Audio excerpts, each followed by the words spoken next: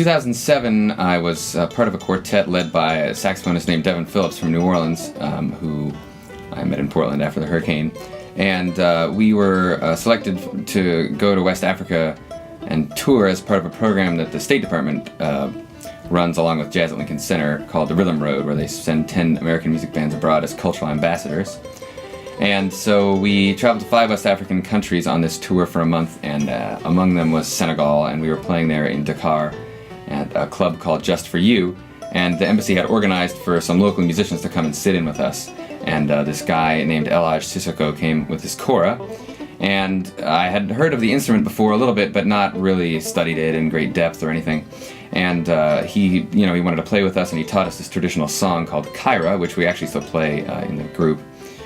And then we taught him a blues, and it was this really great collaboration, and it got me thinking about the possibility of combining Kora with a traditional jazz quartet instrumentation.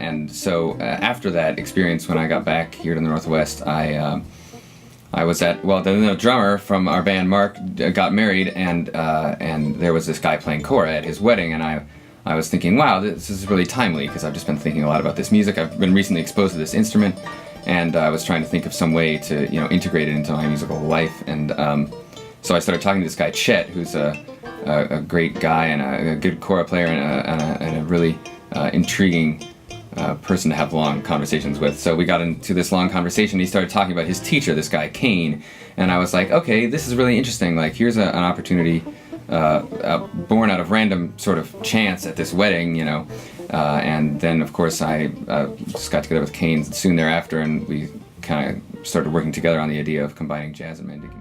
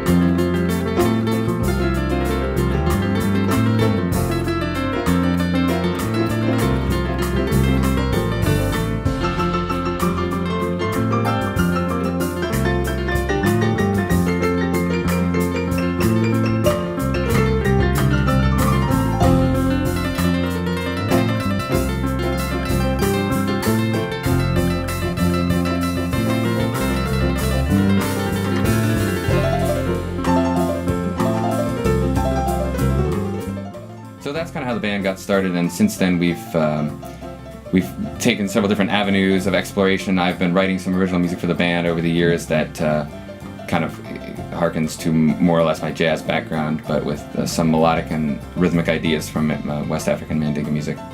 And then we've also been playing some traditional songs that I've arranged for the band in more of a formal setting than they would usually be played in a traditional setting. They're pretty open-ended, so we've kind of taken some elements of jazz form and arrangement and superimposed those on the traditional music. And Kane has written a few songs for the band as well, and those are all documented on Cascades.